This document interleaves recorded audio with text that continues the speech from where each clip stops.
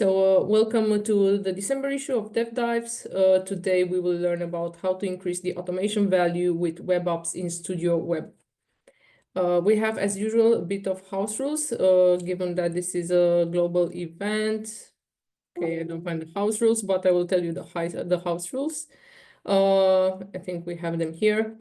Within the next 60 minutes, of course, you will receive a lot of information and guidance and also demos towards the end of the session. Tomorrow, you will have access to all the resources shared today. You will have the presentation and the recording. You will receive it by email, but you will also be able to find it on the event link where you registered. If you have questions, most of you will be muted throughout the session because we intend to have a clean recording as this is a global event and many of you who registered might have not been able to join, so they will watch the recording. But we will be open in the chat at any time for Q&A, so please share whatever information or questions you have within the chat. Me and my colleagues will be there to answer. And of course, we will have open Q&A and you will all be unmuted at certain times within the session. You are encouraged, of course, to network. This is also a networking event, so please share your LinkedIn profiles in the chat with the others if you wish to network and to make new friends and have fun, of course, enjoy the session. And just to introduce our speakers for today, we have our UiPath MVP, Arvind Kumar, who is a managing director for Pro Inception, and our colleague, Milo Shields, an associate product manager with UiPath. And now I will pass it over to Milo to open the session, and hope you all enjoy it. Thank you so much, Christina. Can everyone hear me okay? Yeah. Great. Nice. Let's dive in. So today, we're going to be talking about apps in Studio Web. And I imagine some of you might not be familiar at all with UiPath apps. Some of you might be super familiar. Some of you might have only used Studio Desktop and never web. Do not fear. We are going to get everybody here up to speed. And I'm really excited to get into this. I want to thank Arvind again for joining us. It's been great working with him, and he has something he's built that's really cool, and I can't wait to share with all of you. Moving forward here, our agenda is to talk a little bit about the product thinking behind web apps in Studio Web, why we think this is going to be such a game changer. As far as the developer experience goes, we'll talk about some of the new capabilities, how you do things in apps in Studio Web versus how you would do things in apps as you know them today. And then we'll show you a short walkthrough of the basic building blocks. We'll show them in action. We'll show publishing and deploying them. And then we'll take questions at the end. So I highly encourage, if you have questions during the course of the entire session, to put them in the chat, write them down, and then hopefully we'll have time to address them at the end. This is our safe harbor statement. Obviously, web apps are in public preview right now, and I'll try to give everyone a good sense of what's coming, but I just wanted to put this statement here. Nice. Arvind, anything to add before I jump into the product thinking? No, thank you, Milo. It's really excited to see what brings for everyone here. And hello, everyone. Awesome. Awesome. Thanks again for joining all. Right. So if you've been kind of following, you may have seen something called a Unified Developer Experience Initiative. And this is something that we're doing internally at UiPath to bring together the different parts of the ecosystem and making all of the developer experiences into one. There's a lot of research that went into this. This is an external lab that shows kind of the advantages of bringing different tools together. It shows that tool switching is less productive. It can take you time to get back into a good workflow when switching tools. And this also heavily lines up with the kind of feedback that we were getting from developers working across different parts of the UiPath product. We aim to kind of integrate these tools and bring them together We expect that this will reduce the cost of ownership. You won't have to go back and forth between different places as much to change variables. And there are a bunch of new opportunities that we expect to arise from this. So yeah, to take a step back, this web apps are the first big step in this direction, but this is something that we will be continuing to work on moving forward and making it easier to see all the different parts of an automation project or solution to the same place. You can expect the fragmented experience to improve. We hope to make the onboarding more intuitive and make collaboration on larger managed projects easier, faster time to deploy, and as we'll try to show later, better reusability in projects that include, say, an app and an entity from data service and a couple of Studio Web workflows or Studio workflows.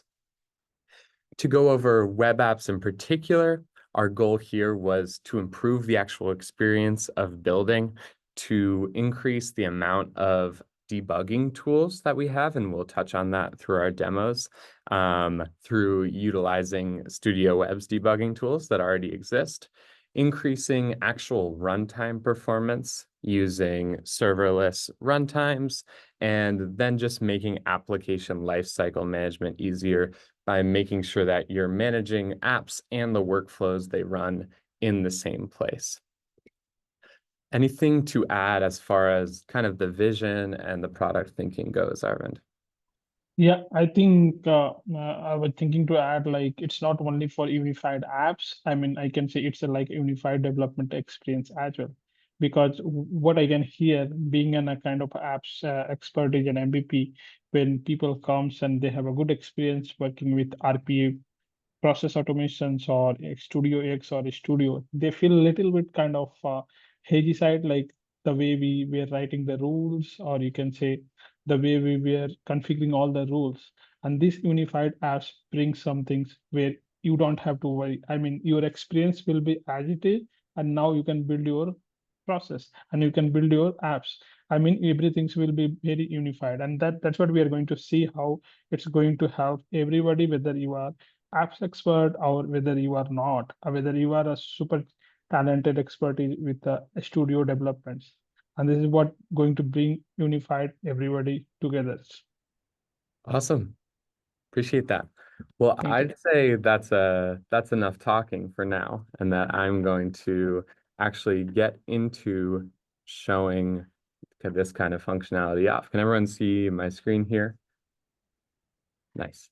So here I'm in Studio Web in Automation Cloud, and for those that aren't familiar, this is where the projects that I make for Studio in the cloud are stored. And if you're in our public preview program, you might have already seen a new web app project option here. And this is how you will create a web app in Studio Web. This is where you'll do it from. As it's opening up, you'll see that it gives me a couple of different templates to choose from that we're adding to and hope to expand upon. In this case, I'm going to use this one. I could also use Autopilot to custom generate me a page here, but I'll just go with this for now because it's familiar. And if you've used apps before, then this should all be super familiar to you. You'll see that we have the Project Explorer on the left here. We have our Properties panel on the right. And if you've used Studio Web before, you'll see that there's some parts of that canvas too. We're trying to incorporate a lot of the same panels here. You can see that we can manipulate the Properties panel. We'll get into watches and debugging a little bit later, but this is what the canvas looks like. When you open the toolbox over here, you'll see that this is where you can add all of the controls that go into your app. We're adding to those as well. If you haven't checked out the validation control in preview, be sure to.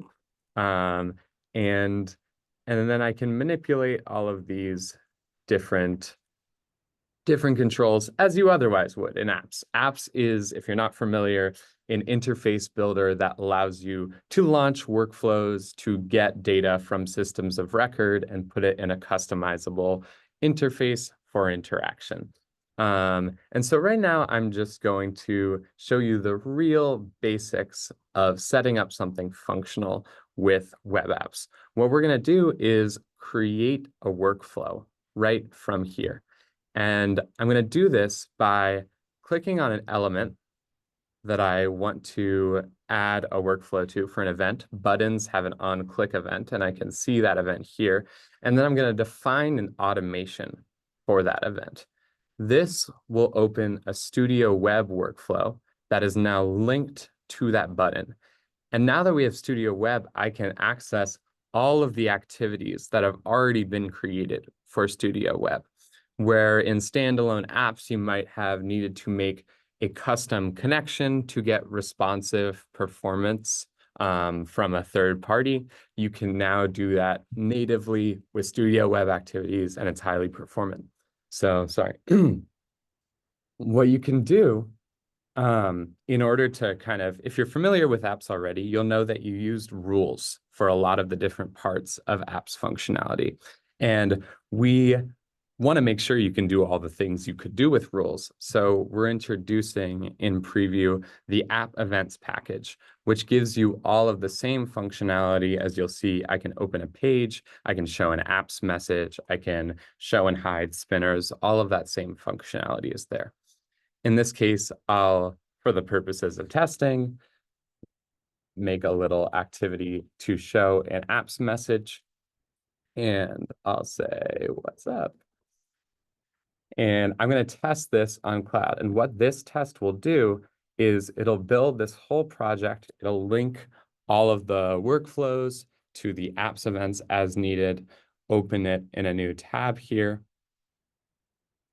And what's very interesting is that Arvind will dive a little bit more into this in his demo, which is more complicated, maybe even more exciting than mine. But you'll see that we can see all the logs from here as we are running our app. And if I click that submit button, we'll get our toast message here immediately. And if your only experience with apps is using unattended processes, you'll know that the startup time was, may have been longer. And now we can use a workflow, have an immediate responsive response there. So that is most of what I wanted to show you in this project. I'm going to head over to a project that I've spent a little bit more time with. If you were at Forward, you may be slightly familiar with this from one of our tech ed workshops. So I've built out a little interface that lets me generate an email, in a customized email based on information about a contact. I give different information like the industry they're in, the role they're in, and any other details I might have. And then I have it generate an email for them, just explaining how UiPath could be good for them. And you can see that I can actually go into the workflow behind this generate email button. What you'll see here is that I'm using the content generation activity from the generative AI activity package. It's erroring here because it's complaining about a context grounding index. Super exciting, but we won't address that today. And then it actually interacts with the app. And what it does, you'll see here, is that it's grabbing the value from the app's form. So in this case, at runtime, it grabs the value of the industry dropdown in this interface, the role, and the additional notes that I had for this person. And it's going to use that to generate this personalized email. Once it has that email, it'll go and populate the app by setting an app variable equal to that generated text. I also have a couple of other workflows here. And what I wanted to do with everyone here today is finish this next workflow. This next workflow, after the content has been generated and is visible here, I want to make sure that this send button actually sends the email to the contact. So I'm going to go over to the events for the send email button. I'm going to edit that automation, and then I'm going to build a send email activity. And I can do that from the Microsoft 365 activities. I won't save it as a draft. And then I'm going to use the use variable widget here to go and grab the right fields from the app and the values of these fields. So in this case, I need the recipient's email, and I'm grabbing the value there. For the subject, I have a subject field here.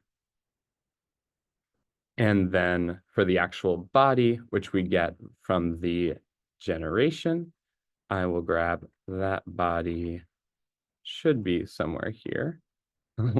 I'm forgetting what I called for a second. Here we go. And we can take that value there. And then I have a confirmation page built out that I want to redirect the user to once I send that email. So I'm going to go back to I'll go to the button and I'll go to events. You can either get to it from this edit automation. You can also open it up just by clicking on this Thunderbolt. And if you really want to be fast, you can just see the name of the XAML right here. And what I'm going to do is I'm going to open an apps page. And I'm going to open our confirmation page once this email has been sent successfully. So we can go ahead and try to test this. I'm in a staging environment, so we cross our fingers to make sure that everything works okay.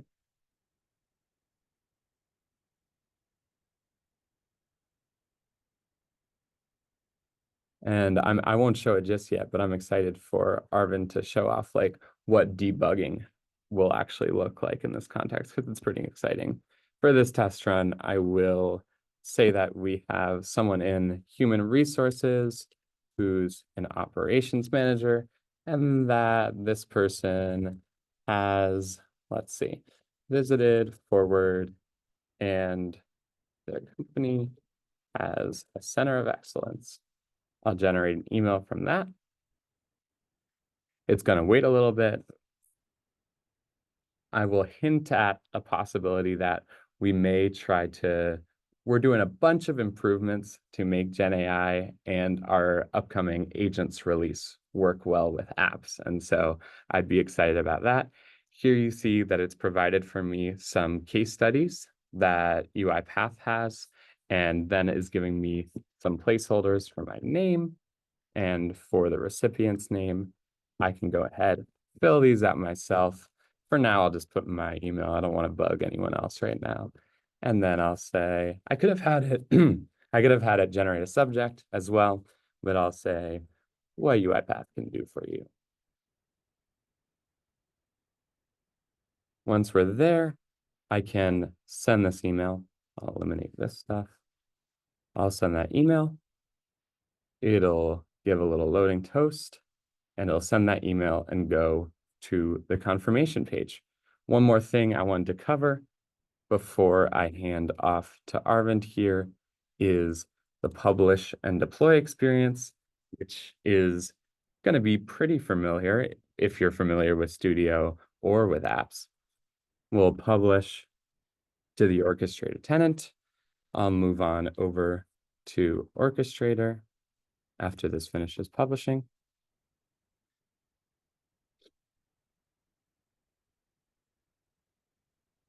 That was silly. I have it pinned. And then I can go into a shared folder.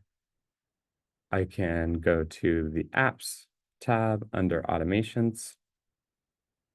And once I'm there, I'm going to use the deploy app. Oh, I don't have access into this folder. We'll go into this one. I can use deploy app. And then I can specify that I want to use, let's see what I call it. This one. As you can see, you can specify between a serverless and an unattended runtime type. We recommend serverless for best performance, but there might be cases where unattended totally meets all of your needs. I'll go to next. I will move through this. If you have the option, you can specify to use a medium-sized serverless runtime.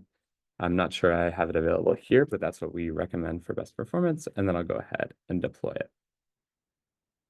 I might be able to do this the medium size from here. I just want to show you if I have time. It might be in one of these pages. Right. So that's job priority. And then machine size, I'm going to do a medium cloud robot size. And I'll update that so that we get better performance. And then if I wanted to run this in production, apps developers are already familiar, but I could run it from here. I could get the link and put it wherever else in my organization I need it to go. Awesome. That's what I have so far. I hope that is a pretty good overview of what we're trying to do with web apps. And I'm going to hand it off to Arvind to talk about one of the more involved use cases he's been building. Thank you. Thank you, Milo. I think you have covered most of the basic things, and I think everybody is much aware about what apps is. Let me share my screen. Yes. Okay, so let me know if you guys can see. Yep.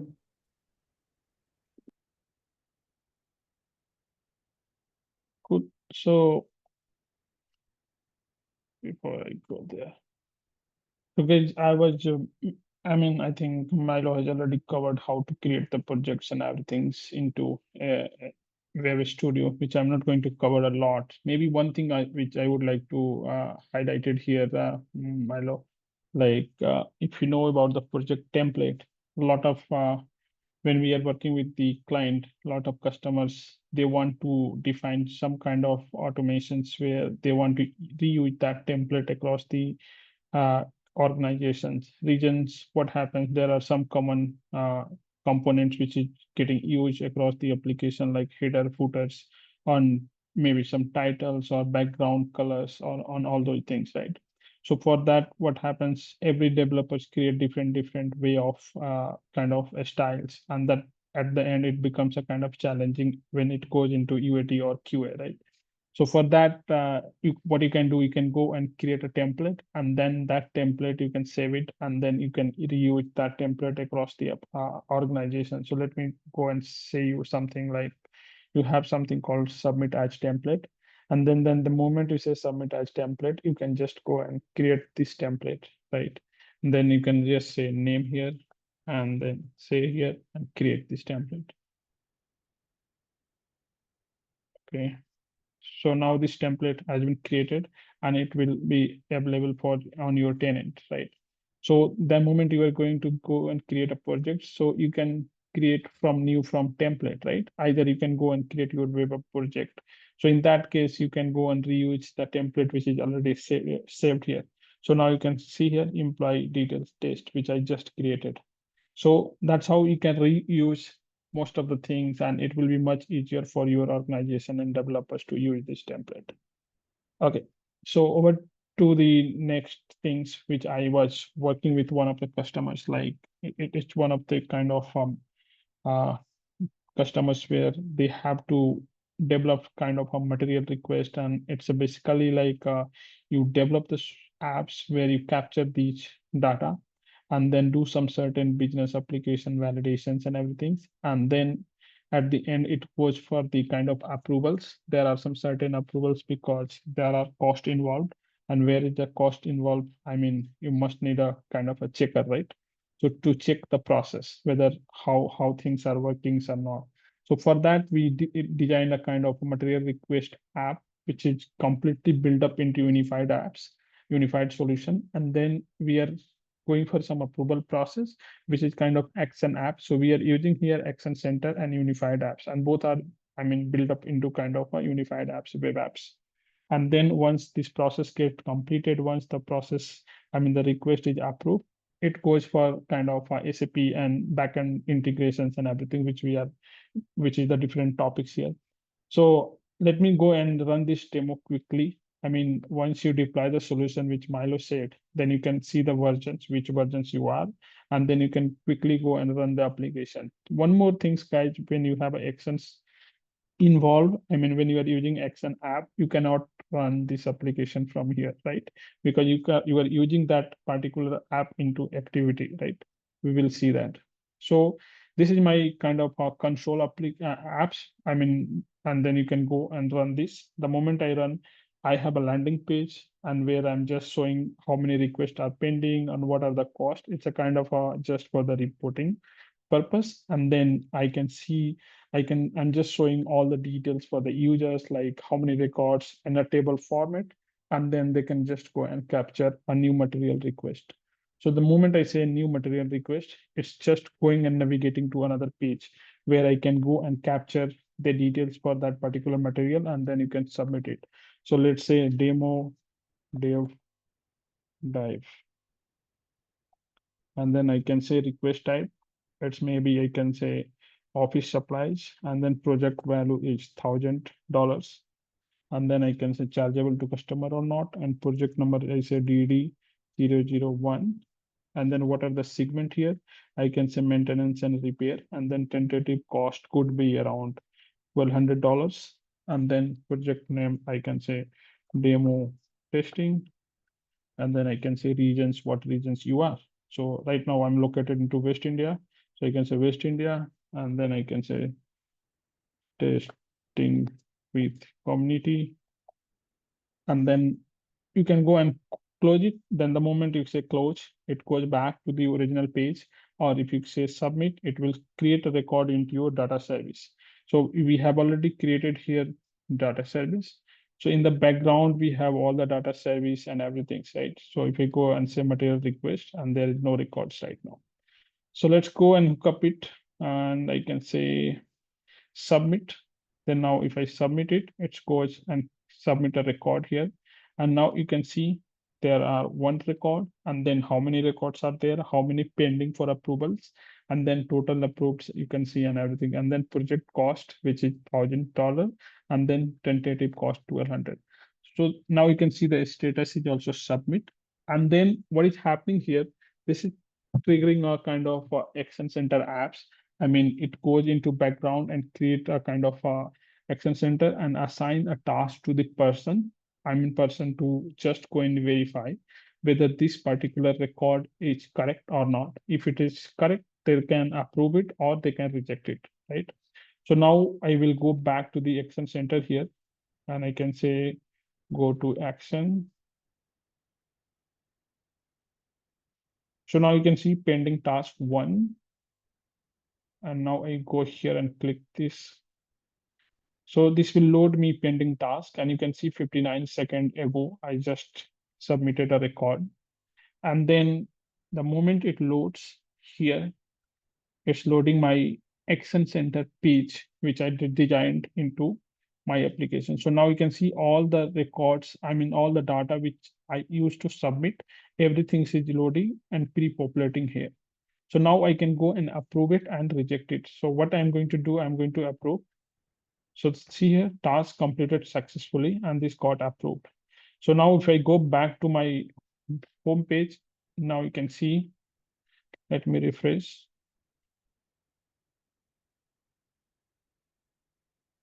Now you can see total approved 1 and my status is approved, right? So this is kind of one use case which I have built up here. And now I'm going to show you how this has been designed. Okay. So that's the real fun. We'll start here now, guys. So let me go and kind of edit this. So you can see here, I have designed 2 application, app and action. So let's go and see app.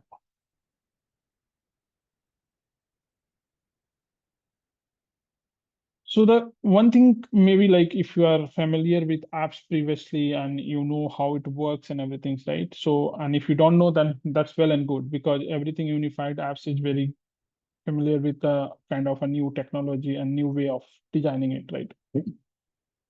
So when you go just to add a kind of add to app something like with the data service or anything, now you can't see whether data service is there or not. So you can see only page, workflow, and automation folder, and then action and variable. So now, if you remember earlier, we had a lot of other things like you can add into a storage bucket, or you can click, you can say connect with your integration service and data service and everything. So those all chunks of piece has been moved into your automation. And now you can build your automations. I mean, you can build your workflow, and then you can connect directly. And then moment you connect with your data service, it will comes here into that. So let me go and show you how it works. So now what you have seen, like I have designed a kind of here header page, and this is my header page, and I'm using this header page into my main page just as a reusable component, right?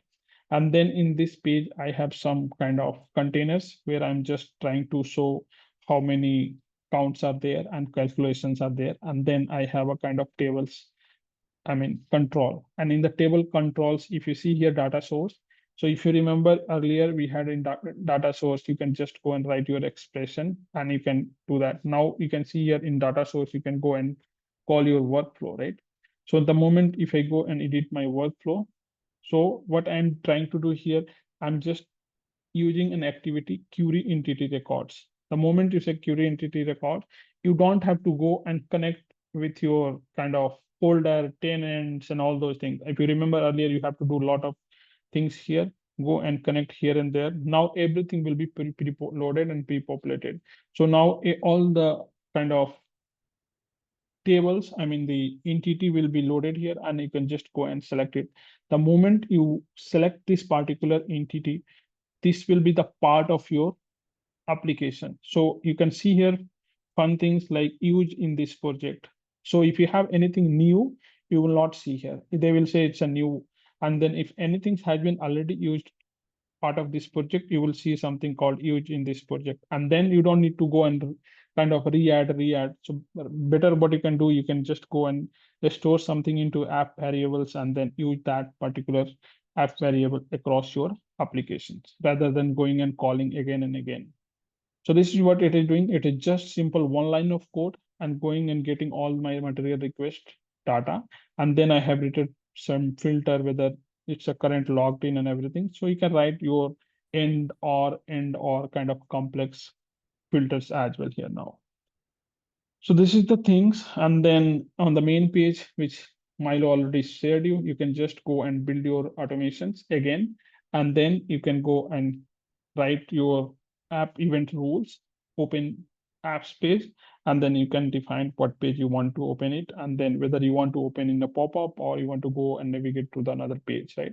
So these all rules you can implement here. So the big things, like guys, if you already working on two apps, the biggest shift what I feel is the way we are writing the rules, right?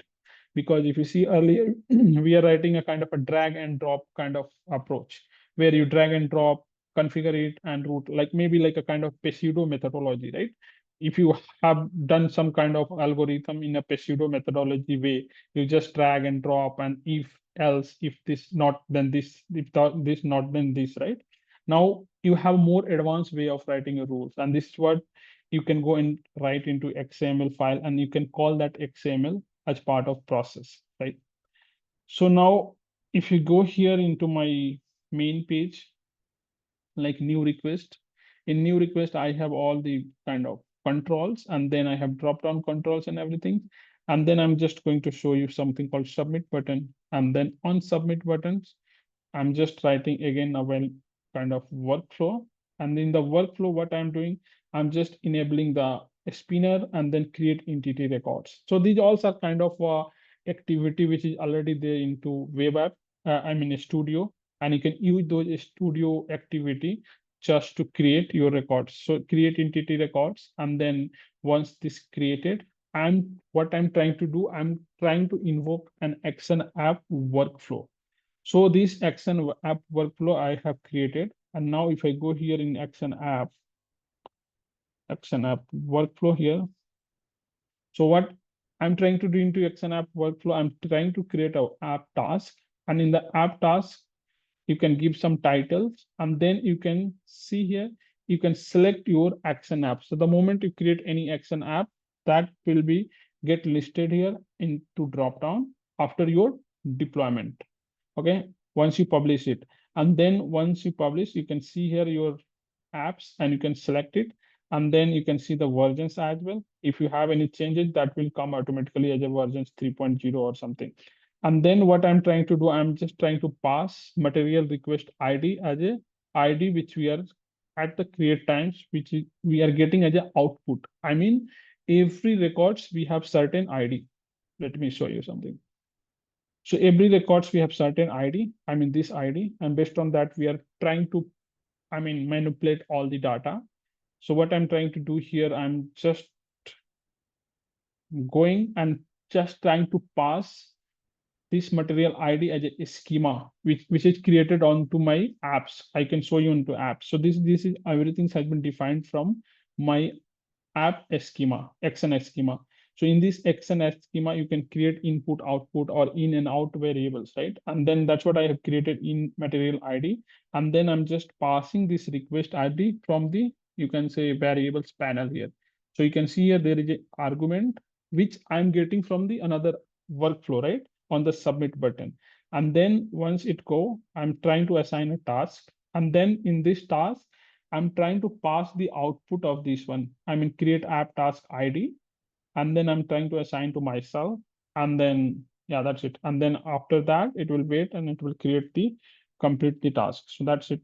So this is something called create app task. So for this one, if you remember now, this is called unified apps, because now I am at the same place and I'm creating my workflow for the approvals. I'm creating my workflow for the data save, and I'm calling between each other, right? If you remember the way we were doing before, you have to go here and there, and then you have to write all those rules, and then you have to configure, and then you have to switch your apps, right? And then you have to do remappings and everything. So now you don't have to do that. So now here, if you see my submit edit automations, so what I'm trying to do here, I'm passing an argument as a collection. And the moment you click here, so this is my key request ID. And this request ID I'm passing from my output of the record. So you can see output records. And then I have something called ID, this ID. So the moment my record get created, I'm just trying to pass those ID as a request ID, material request ID into my action workflow, and then action workflow will pass on my forms as a schema, and then I will play over them certain rules over there, right? And then I'm just trying to pass some message, open page, and then that's it, complete my workflow. So this is something into my new request page. Now I will go back and I will show what I have done into kind of actions app. So let me go and show you something. So this is my actions app. Again, same things which I have created. And then I want to show only one thing here. In action app, you can see I have created some variables here as a schema. So let me go. The moment you add an actions, it will go and tell you what is the actions, right? So I have some outcomes called approve, reject, and then I have created input output property that is called material ID. And that's what I'm trying to pass from the other workflow. While we are loading it, that will come as a material ID here. So now if you go to my material request actions, and you can see here when page get loaded, first time action request, I have another workflow that go and call my ID. So what I'm trying to do here, get entity record by ID. I'm trying to get all the records based on that ID. So what I'm trying to do here in record ID, I'm passing action schema dot action property dot material ID, which is defined here into action schema. And then I'm storing into output record, you can say app variables, and then not into app variables, and then I'm trying to use that output records into here set variables. And then set variables, I'm just storing this output record into entity type of app variables. So this is my something called edit. If you see here, this is my entity type app variables. So this kind of entity. And then I'm just trying to load here and then trying to show you. So let me go and show you something into material request app. So the biggest things here now, you can see the kind of debugging features. I mean, if you are working on apps and if you have to debug kind of what data is coming, what's going from here to there, that becomes a challenge. Because what I was personally doing, I'm putting a message rules, and then every message I'm trying to populate that into front end, and then I will check what data is coming back to me, whether it's data is coming correct or not. And that's how we do right now in the every low code, right? So when you work into Power Platforms or Mendix, a lot of people are talking here about Mendix, whether you work with an out system or whether you work with an Intex and K2, every time what you have to do and just go there I mean, out system support, Mendix support kind of debugging process, but lot of other tool they doesn't support. So it becomes a kind of nightmare to just go and see what data is coming and what exactly you were expecting, right? So in UiPath apps also, it was a kind of a, in the legacy apps, or you can say BB apps, it was not there. So now you can go and debug it, right? So let me go and show you something. So one more thing, guys, whenever you are writing any event, I mean, event in means anything which you want to communicate, anything which you want to write an event, whether it is clickable event or initialize event or anything, everything will create an XML file, right? And then you can write your logic inside that XML file. So now let me go and show you something on my main page initialization. I can say here, main page, and I go and edit automations. And then now you can see here, I'm trying to kind of set variables, or I'm trying to do something. So now if you say, I want to check what are the kind of number of records and everything's are coming,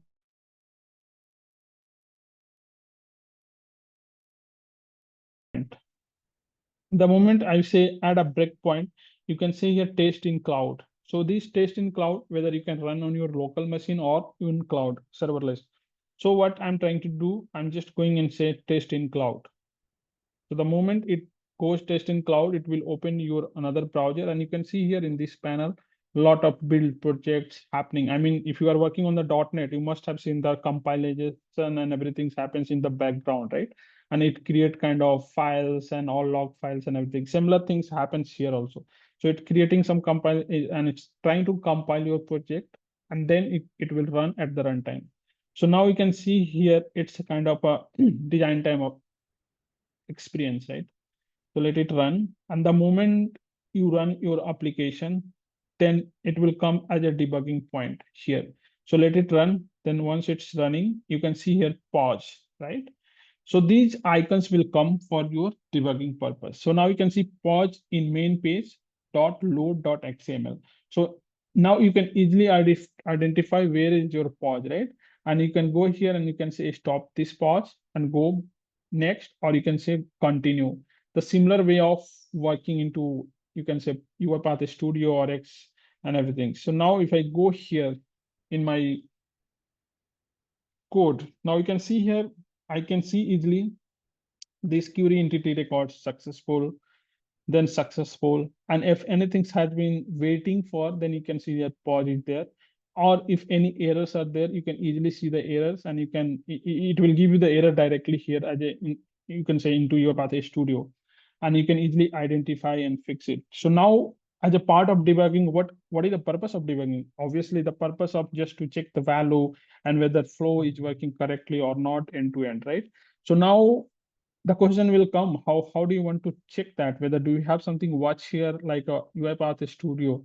Yes, we do have. So now if you see here right side, you have something called query entity records and all those things, and then you have data manager obviously, and then you can run out, and then you have something called open watches panels. So the moment you click here in this panel, you can go and write your rules here, right?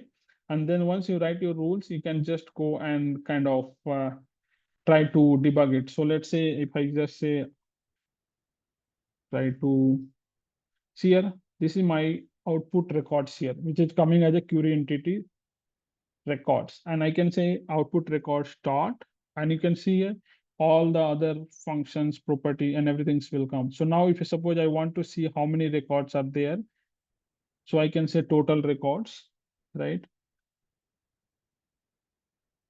I can say record output record start.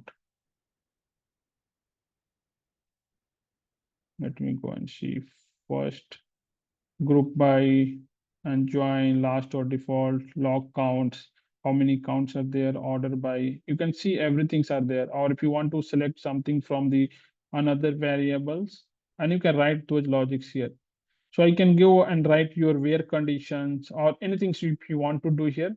So like say, I can say here last or default, and if you just hit, this will give you the kind of output, how many records counts are there, right?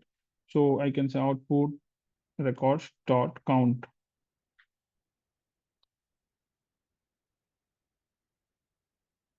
dot count, right? And then I can say output records dot count, and you can see here output records dot count is equal to 1. I mean, you can write more kind of complex logic and you can debug it. And this is how the debugger works, right? So this is now what I can do. I can go here and say continue. The moment I say continue, you can go here and see this got successful. And now it go and started with the new debuggers. And then again, you can go and say continue, then it will load the page and you can start your process and everything. So, I mean, this is what we are trying to develop through that. And the key things like, I mean, debugging, the way we are writing the rules and everything. I think I will hand over to Milo. That's what from my demo. Great. Thank you so much, Arvind. Thank you. I appreciate all of those different parts. As far as debugging goes, I think you showed kind of a great moment there. This will be especially helpful for just like the moments where with VB or legacy apps, you were finding that you had to write rules to show messages to, figure out what the state of all your variables are. And Exactly. we think this is just like such a more powerful experience for figuring out what's going on in your app as it runs. And the engineering team has worked hard on getting this all to work together super well. And I want to give a shout out to them. I think I'm trying to think of more content I wanted to cover here. I guess I can go over some of the questions that I just answered in the chat. What's worth noting that we haven't yet mentioned is that, for existing apps developers, you might be thinking, hey, like, I don't want to run a workflow unless I have to, because you might think of workflows as these things that can be more complicated to set up or take a longer time if you have to wait for an unattended robot. And the positioning here is that these workflows run fast. They are kind of as fast as rules when it comes to speed in the vast majority of cases. If there are things that, say there's an activity that only exists in Studio Desktop, you can still have that run on an unattended machine by using invoke process from one of these workflows in your app. Besides that, yeah, do be sure to reach out from someone on the UiPath team if you haven't been involved in this public preview and want to get enabled there. And yeah, that is most of what's going on here. I think, Arvin, unless you wanted to show anything else in particular, I think I'm fine to move on to questions and answers. Yeah, I think the best thing for me, like personally, I would say that the way you are saying, Milo, like the user experience, the development experience, and the way faster loading of the performance is quietly enhanced. I mean, compared to all the older version. Not, in fact, these all features I can say last 3 years, the whole apps has been really evolved massive, right? So yeah, so I'm really looking forward this unified apps to be very solid long term. Awesome. Awesome.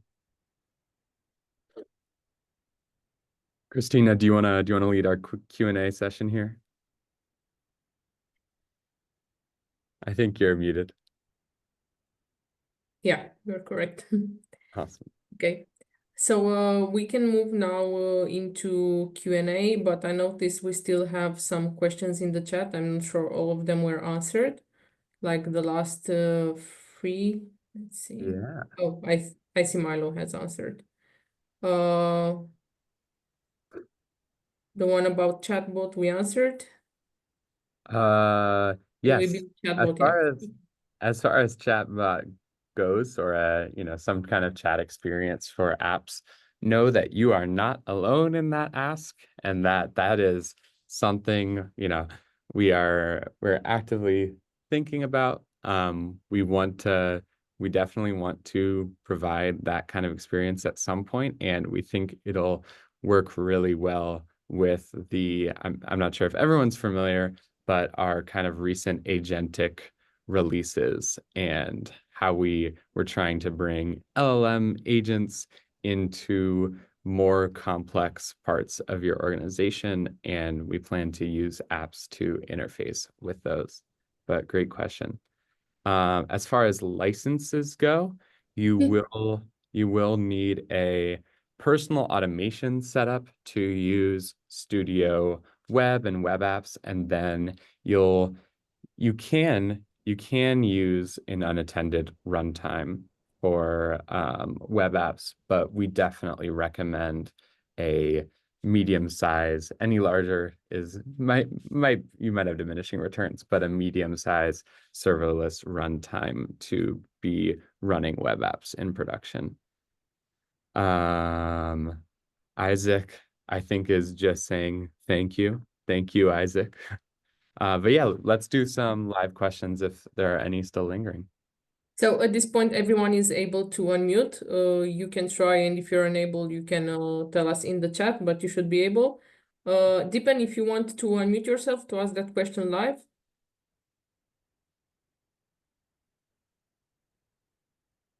If not, we welcome anyone who is willing to unmute and ask questions live at this point. I think, Christina, not only the question, if you have any feedback which is really a problem for you, I think this is the right platform you can raise it, maybe because there are a lot of product manager and Milo and myself. I think I'm surely will consider that. Totally. Okay.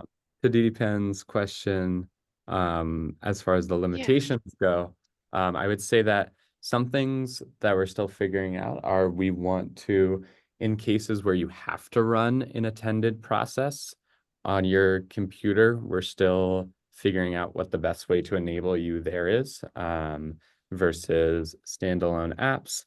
There are other things that might be limitations in public preview, but that we're mostly trying to enable you for in GA, and we're hoping to be better in most scenarios and equivalent in the rest for web apps. And I think you'll see that kind of the longer you stick with it, the more rewarding it'll be, because we're, as I said at the beginning, we're including more and more assets and the editing experiences for those things from different parts of the UiPath platform right into that single developer experience. Yeah, hi, I have a question. My team, this is Janet. My team is beginning to explore using apps, and one thing that we wanted to understand, we understand about data service, but can apps integrate directly with SQL Server, Microsoft SQL Server? Right now, we don't have, but this feedback has already been submitted, and integration service team is actively working on that. So maybe sooner we will have something where you can directly integrate with that. Thank you. Right now, what you can do, you can write your, SQL activity into Web Studio and all, and then you can connect it. You don't have a direct connection, but you can write your process and you can call that process and execute the data and everything. Thank you. Thank you. Thank you, Janet. Does anyone else wish to unmute? Maybe BJ, would you like to unmute to ask that question live? We still have 5 minutes.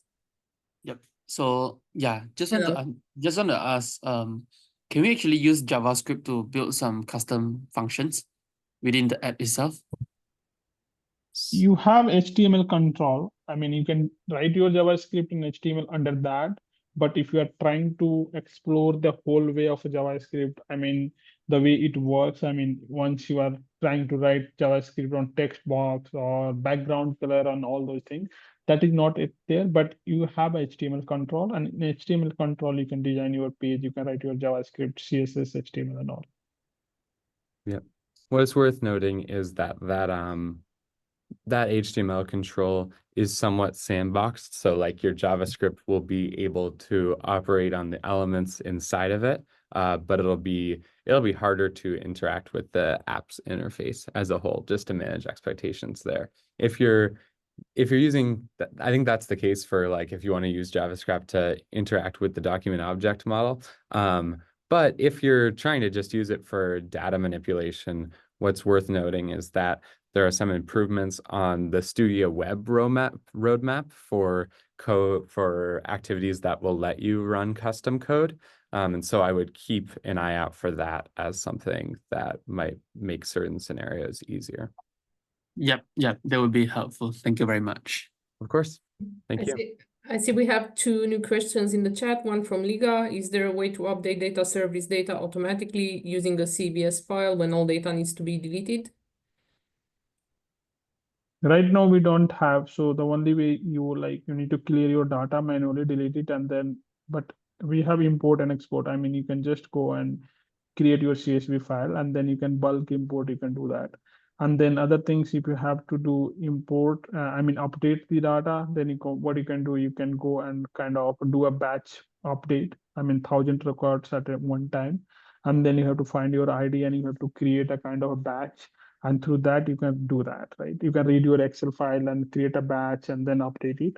Otherwise, what I will recommend, you can go and clear all the records if it is not a transactional data. If it is transactional data, it is risk. Don't do that. But if it's something you are doing, trying to clear it out, clear that, and you can directly import everything from Excel over there. Not Excel, CSV. Okay, and we have one more from Christian. Christian, would you like to unmute yourself?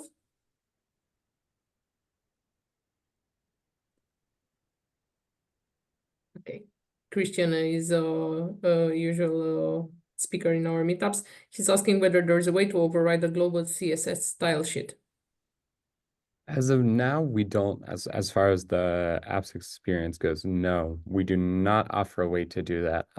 But it is, it's something that's come up a couple of times with customers. If you could send us like a little bit more info about your use case and, what you would do with the custom style sheets, then we might be able to figure out where it might fit and refine our roadmap a little bit there. Thank you, Christian. And then Yeah, but right now we don't have any, to add on that, we don't have any CSS or HTML file. It's a kind of all over a kind of a runtime design. The way you set up what happens in the background, it goes on IIS, and then once you pull the IIS, automatically it read your all the manual CSS and all, and then it create at the runtime. But I know something is cooking at the behind that themes and everything's into apps, which is long time. But maybe if that comes, you can create your own themes and you can apply that themes and then you can override that themes. Okay. Then we have another question from Xinjiang, which is actually, I think, a bit about the terms we use, like Studio Web Apps, Web Apps. He's saying on the Automation Cloud, there is Studio and then there is apps. It seems that what is presented today as Studio Web is actually more like apps. Is this correct?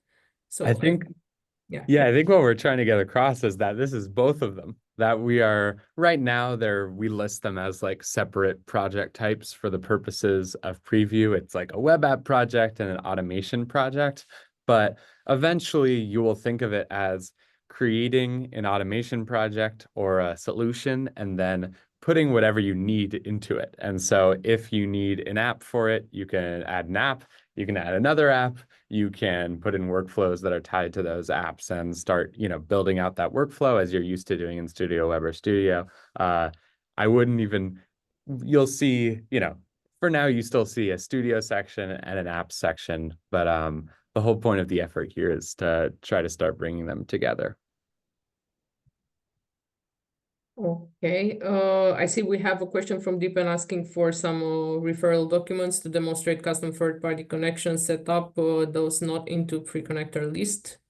So if we have any such references that may help our audiences. And then I would like to get a bit your attention to the screen now. My colleague Mihai has also shared these links in the chat. So of course you have again the links to connect with our speakers, and then you have the link to join the next Dev Dive sessions. You can see the series page to see what we have upcoming. The good news is that we will have a new Dev Dive series for 2025. So this will be our 3rd year in a row. We are keeping on the series. You will have another 12 months of Dev Dives. And if you wish to see the upcoming event and join us for the January Dev Dives, The links are there in the chat, and you will receive them as well in the deck. And then one other big news we have from the UiPath community is that we have launched the community satisfaction survey for 2024. And this is for our whole community out there. We really wish to know how your interaction has been with us this year, what we can do better, what we did all right. So please scan the QR code on screen, and I will also maybe share in the chat the link, but please scan it, and you can complete this survey by January 6th, and you are also in for some voucher prizes. If you complete it by deadline, we will have a raffle. So I hope you will all join us in shaping the future of UiPath community with your feedback as well. It's a journey we're all on together. Thank you very much, and thank you very much to Arvind and Milo for today. Thank you so much, Thank Christina. you so much. Thank you, everyone. Thanks everyone for coming. Thanks. Bye-bye. Please, I will drop my email in the chat. If anyone has any lingering questions or feedback, I'm happy to try to incorporate that. Appreciate it. Okay, and you also have the link to the satisfaction survey in the chat now, so you can pick it up from there. Thank you all. Fantastic. Thank you all. Bye-bye. Thanks everyone. Bye.